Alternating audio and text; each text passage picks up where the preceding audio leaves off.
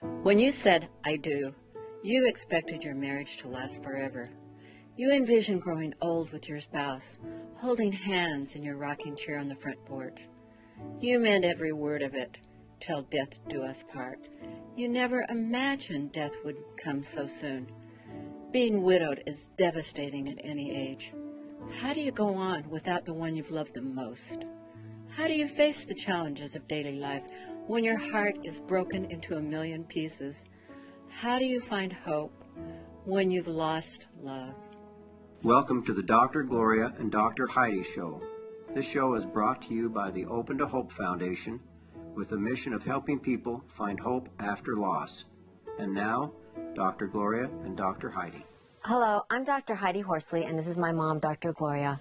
We are psychologists and grief recovery experts, and we will be talking today about questions about spouse loss and how to find hope after loss. Well, Heidi, spouse loss is really quite a thing. It's really tough. That person that you've had in your life, that person that you've shared your dreams and your hopes with.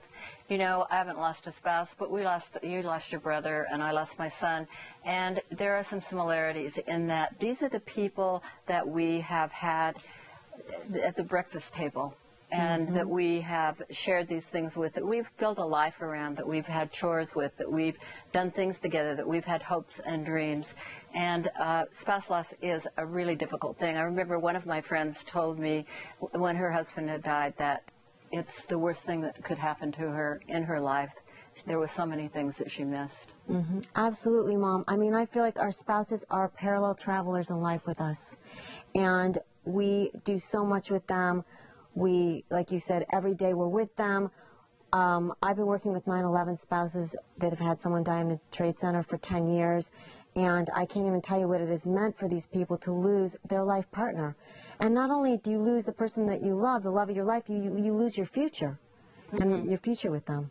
Well, we've got a couple of wonderful guests today on the show that are going to talk about their experience going through this journey. And, you know, when people say you never get over it, I never like that. But, you know, I think that if you don't get over it, you transform it.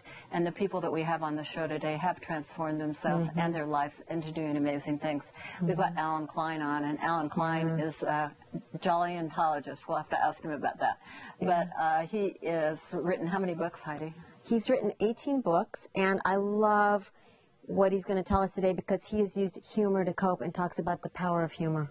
And we want to talk to him. There's actually research on humor, on how it is a healing aspect. And then Janet Gallen's going to be on, and she has done some wonderful things on writing. And we'll be talking to her about that and love letters and things that you can do to heal through that. And both Janet and Alan had to raise children after their spouse died, and we want to talk to him about that too, and some of the challenges that we know you folks out there and in our studio audience have had these kind of challenges, and we hope that we'll be able to help you out with that today. Yeah, and the thing about both Janet and Alan is that they have gone on to transform their life and to find hope, and we are going to give you tools today, and they will give you tools on how you can do that as well. So let's welcome Alan to the show. Yes, Alan. Hey. Hi, Alan. Hey, Alan. So great to see you. Good seeing you. Yeah. Oh, well, Alan, we want to start out by telling the folks a little bit, having you tell them about your journey and what happened to you. Right. Well, it started a little over 30 years ago. My wife went to the doctor just for a physical checkup. And he called her back a couple of days later and said, you know, I don't kind of like the tests that we did in the office, and I need to put you in the hospital and we'll do some more tests. And what happened was he found out she had terminal liver disease, primary biliary cirrhosis. Wow. It's a rare liver disease. There were no transplants, liver transplants at the time. And mostly women over 65 got this illness, and Ellen was 31. Wow, that's awful. And she did pass away 3 years later at 34. And you had, what, a 10-year-old daughter? A 10-year-old daughter at the time when she passed away. Wow. And it was a very difficult time, needless to say. There were no hospices even to turn to. But Ellen had a great sense of humor, and it really helped and nourished me remembering that sense of humor. Let me give you an example. She was in the hospital with a copy of Playgirl magazine with the male nude centerfold, and she said, hey, Alan, I really like this picture this month, this nude man. Can you put it on the wall over here? And I said, Ellen's hospital. She would have straight for that. And she said, yeah, well, why don't you get a leaf from the plant and cover up that part? And I did that, and I realized it was only, 5 or 10 seconds of laughter. But it helped us rise above the situation, gave us a reprieve, gave us a little bit of laughter to lift us. It gave us a little bit of hope. Yeah. And so after Ellen died, it was Norman Cousins talking about how he healed himself of humor. So I went back to school to learn about humor. I wrote my first book called The Healing Power of Humor. And I got a master's degree in human, H-U-M-A-N, development, but it was all focused on the therapeutic value of humor. Now you've got some of your books here, right? Yeah, this was the first one, The Healing Power of Humor. Wow. And then this is like everyday, how to use humor in everyday situations. I like that. And then I kind of took that one step further, and I interviewed 100 people, people with cancer, people with AIDS, people with lingering loss, sudden loss. And I asked them, did they find anything to laugh about in that difficult time? And about 98 out of 100 said yes, and I documented how they found humor in those serious times. I love that, Alan, because one of the things that we find in working with people that have had a loss is that they feel guilty when they laugh. Yeah, people feel guilty. You know, I remember after my son died, my husband and I went to Tootsie, remember that movie? But it was 6 months later, and we didn't want anybody to see us laugh, so we went to another town. Right. So yeah, people feel guilty. And you know, for some of the books, I interviewed people and asked them, how would your person that died in your life, how would your spouse want you to live your life? How would you want them to be remembered? And nearly all of them said, I want to remember the happier times. My spouse didn't want me to be sad after I was gone. And yet that doesn't happen. People do feel guilty. Right. And you know, there's new research. It's in a book called The Other Side of Sadness. And they did a 2-year study. This just came out last year. 2-year study of people that have lost a spouse. And they found that those who found some laughter right during that time did much better over the next 2 years than those people that did not. All right. Wow. So I want to just show this book, too. This is your latest, Learning to Laugh When You Feel Like Crying. And then I'm going to go to the audience and see if maybe a couple of people have some questions for you. Fantastic, yeah. All right. Does anybody have a question for Alan?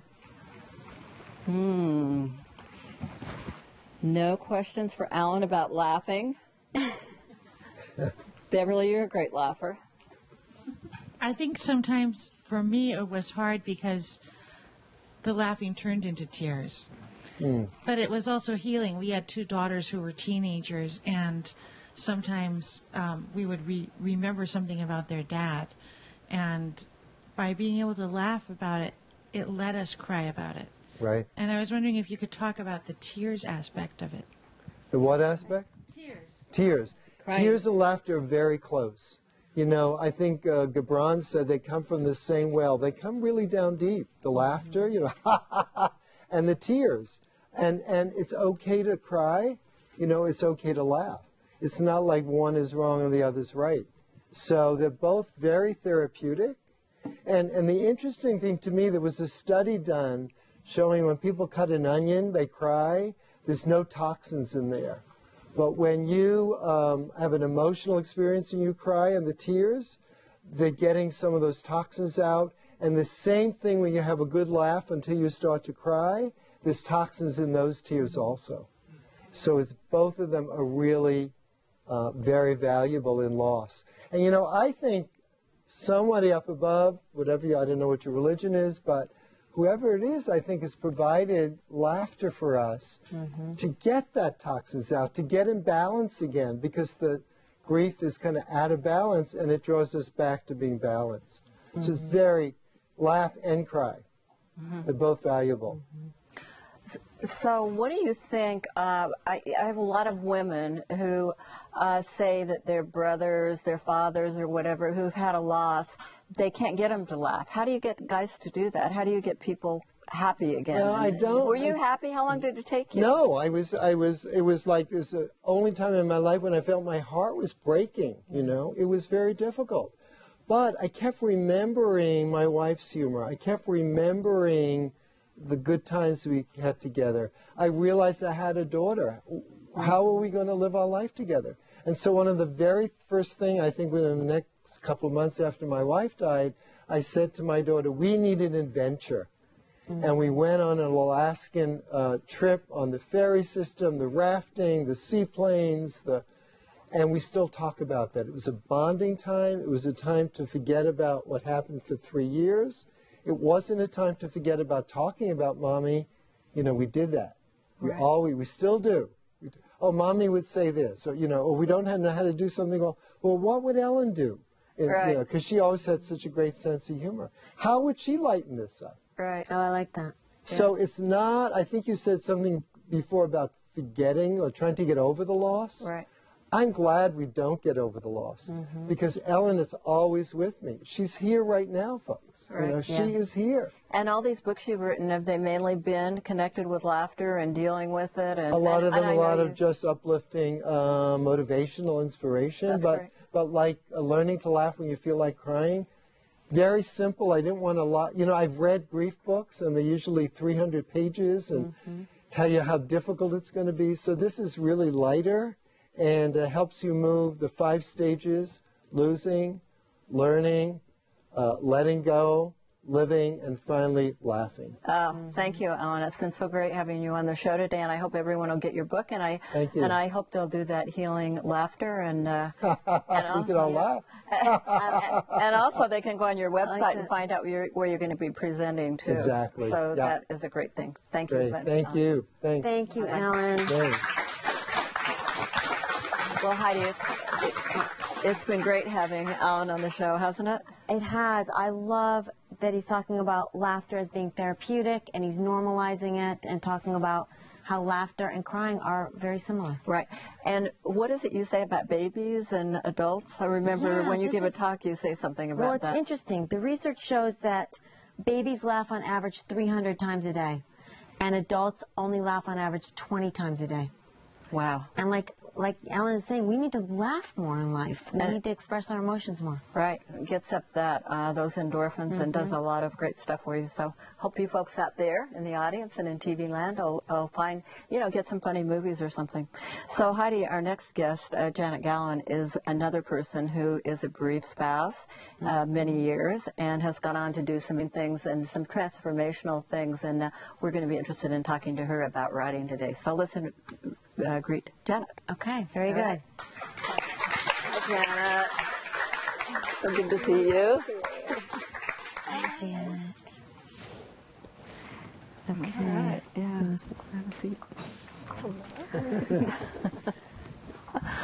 Well, Janet, it's so super to have you on the show today. Thank you. I was telling you, we were talking, and I was telling you that picture that we've got of your husband that you sent us, Yes. that it is an amazing picture of you two hugging And kissing. And Yeah. you know what inspired us? Because do you know, my mother and I were in your office in San Francisco. We saw this intimate picture of you and your husband kissing. And we went home and took pictures of ourselves kissing our spouses. Yes. because you can only do that while you're around. And I will tell you, Yes. everybody out there, take Yes. a picture kissing. Take because a picture and write letters and document yourself in Yes. love, because you may need it more closely than you think you do and sooner. But I just want to say ditto Yeah. to everything else. And talk a little bit about Dan and what happened with him and how you lost him. Well, he committed suicide when he was 40 and I was 39. And we had, and there are always signs that could go either way. Right. And our daughters were 10 and 14. And it was the most horrible phone call. Still, when the phone rings, I notice it. I notice, that something awful can come at any minute. And it was awful. And you're so right when you say you get married forever. He was supposed to be my forever. Now, at this stage of my life, 30 years later, I realize he is my forever. And he's still here, just like you said, always. And I have a friend who lost his wife 3 years ago. And I so badly want to find somebody for him, and I want to fix him up, and he's just not ready. And he said, I just can't seem to move on. I can't move forward. And I realized as he said that, I said, you know, it's not a matter of moving on. Sometimes it's a matter of moving over and letting somebody else in. I like Well, that. talk There's to room us in our hearts for more than one. Talk to us about what you do with love letters, and you've got your column and with the San Francisco Examiner. Yeah, and you can find her online, and she does interviews and talk about the love letters. Well, you know, love letters are such a healing business, and I just want to say first that a love letter is really about the other guy. It's not what you did last summer or this weekend or on your vacation. Those are great letters to write and to get, but different from a love letter. And a love letter is really about the other person.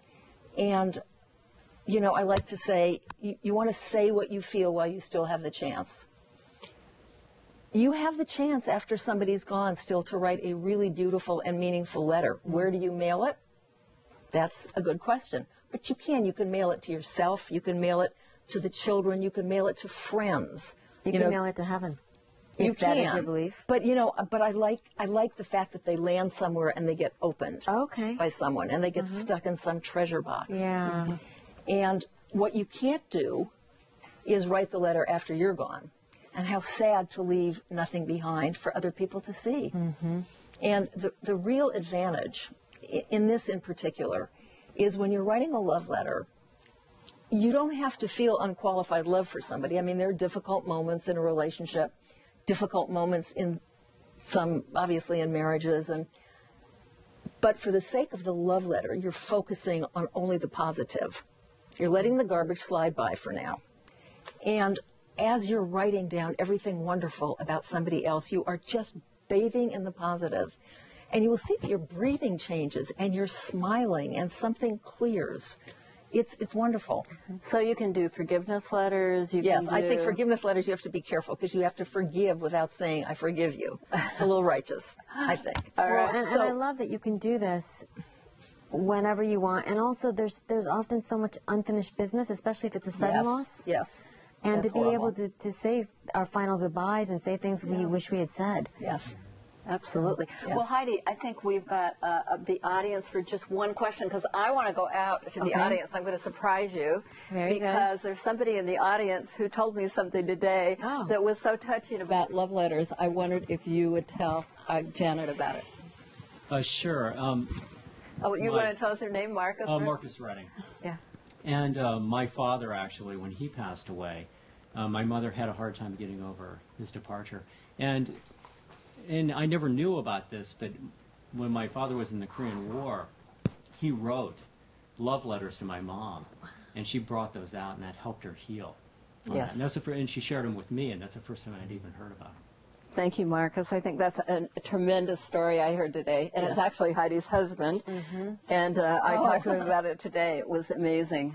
Yes, it is an amazing thing, and somehow it's the handwriting. Handwriting is king in this. So, because that's what you have. Somehow the handwriting carries us. Nobody has that handwriting but you. Everybody has Lucida Bright and Helvetica on the computer. Nobody has your hand. And sometimes people think, my handwriting is so awful, I can't really write a letter. Sure you can. Unless you've got some physical reason that you can't. It doesn't matter how bad it is. It's yours. And for that alone, it's going to be worth a lot and really beautiful. And Janet, you also said you don't have to be a writer to write a letter. Oh, sometimes people say, I'm not a writer, I'm not a good writer. When it comes to a love letter, if you say what you feel, you are a good writer. Now, there's an art to that. There's an art to really saying how you feel and being brave enough to do it. Yeah, it's a good question. I like that. What a great thing to do. And as I said, thank you for the idea of the picture too. I mean, it's an amazing I'm so glad thing. you like that. It's really. I have a picture of myself with my son, and it's interesting because he died, and everybody shows that picture everywhere, don't they, Heidi? Yes, because it's a really intimate picture of them hugging, and there's so much love. and it's so intimate, and it's our favorite picture. Yeah. So out there, if you still have a spouse or any loved one, get those pictures of them. Well, thanks a lot for being on the show, Janet. Thank you. It's just been wonderful having you on today, and for all the good you're doing. And I hope people visit you on your website and look at your. I hope so. Come say hello. Thank you, Janet. Well, Heidi, it's been great to have these two on, hasn't it? Yes, I love their message. I mean, they have gone on to transform their life. They've gone on to live positive lives. And also, they have taken their spouses with them and continued those bonds in new and different ways. Absolutely. It's a wonderful thing. And we have another segment which is going to be interesting because one of the things that people have to deal with is cooking, right? Absolutely, cooking for one. And I'm excited for this because we are going to bring in a chef, Chef Rob, and he's going to talk to us about how you can still have healthy meals and cook for yourself and, you know, do it all for one person. Absolutely. So let's see Chef Rob. Yeah. Great. Thank you. My name is Rob Morris, and I had a few ideas for Gloria and Heidi to share with their guests and followers. Simple meals that are nutritious that will help you get through your day, and you'll feel happy and you won't feel laden down. First, I'd like to start with some goat cheese. And I have some nice dry farm tomatoes. I'm going to slice up. How you doing? Hey, Chef Rob. How you doing? Thanks for having me on the show. This is looking really good. Very good. We always say you're a good-looking guy with good-looking food. Thank you very much. I'll take the compliment anytime I can get it. So what are we cooking up here? So here we have some goat cheese and some dry farm tomatoes. These come from Santa Cruz. They're very nice. Yummy. I love goat cheese. So It's low let's place fat them too, around isn't here. it? Yeah, the goat cheese has a little fat, but then again, you're offsetting it with the tomatoes are very healthy. And, You know, it's really flavorful. tough after you've lost a spouse or whatever. You're cooking for yourself. People tend to either lose or gain weight, and you know, grab food, right? Brownies, Right. whatever. But I think one of the things is you're trying to keep yourself in a positive state of mind. And if you were just to gravitate to, you know, the heavy foods, potato chips, ho-hos, ding-dongs, those foods might lift you for a moment or two, but later on you feel terrible. Right. And if you keep on that particular diet, you're going to gain weight and you're not going to feel good about yourself. Well, So and also, I love that your presentation is important, too, when you're Right, cooking. absolutely. Yeah, I So- like that you're presenting. I mean, you're thinking about one person. You get yourself a nice wet plate. You put your tomatoes You on. feel good about yourself, Yeah, you know, exactly. and enjoy it. And the great thing is that not only does this taste fantastic, these are just different mixed olives that I'm going to put in here. Because it tastes great, but you're going to feel good afterwards, and it's going to, you know, give you strength and energy throughout the day.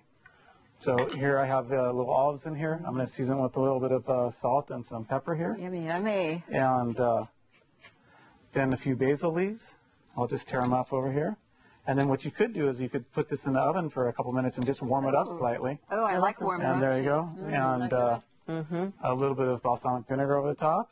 Fabulous. And this doesn't take long. No, so easy. You can be domestically challenged like me and still do this. Yeah, you know, a lot of things, you know, when you have great product, you just want to let the product do the speaking for itself. And you don't really need to do a lot with it. And here you go. And then I'd have some croutons with it. So this is what the dish would be. Love it, Chef Get Rob. this out of the way. So then another thing, again, is we have such great product here in the California region, but you should source it out anywhere you are.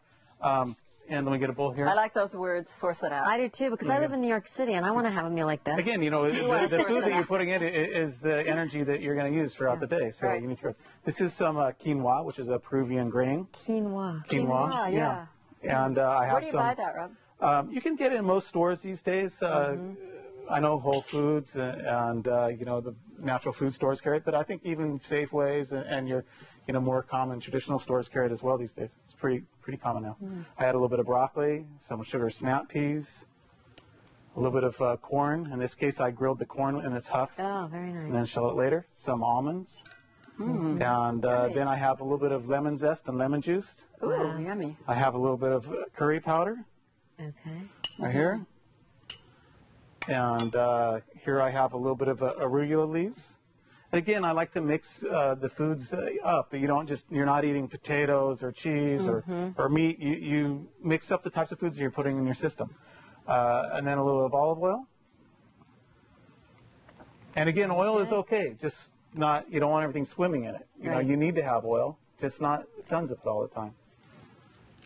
And as Gloria knows, I cooked for them for about three months. Yeah, you did. And, We lost you know, about 20 pounds.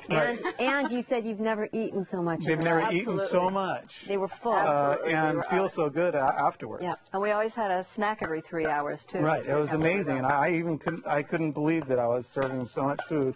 And it wasn't, they were eating meat, they were eating chicken and fish and different vegetables and having desserts. But it's putting good quality foods in your system. Absolutely. And I want to say that you probably felt better throughout the day as well. Absolutely, we did.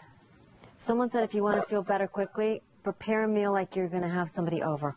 And make a beautiful tablecloth and set it up presentation-wise, and you will feel better. And then here I have some chicken breasts chicken thighs that I grilled up. That looks good. And put on top. And, now, I think there you that's have interesting because you use chicken thighs too, and they're a little bit tastier than breasts. They have a little more fat in them, a little more flavor, and the great thing about them is that they're a little more forgiving when it comes to cooking. With the breast, it has less fat in it.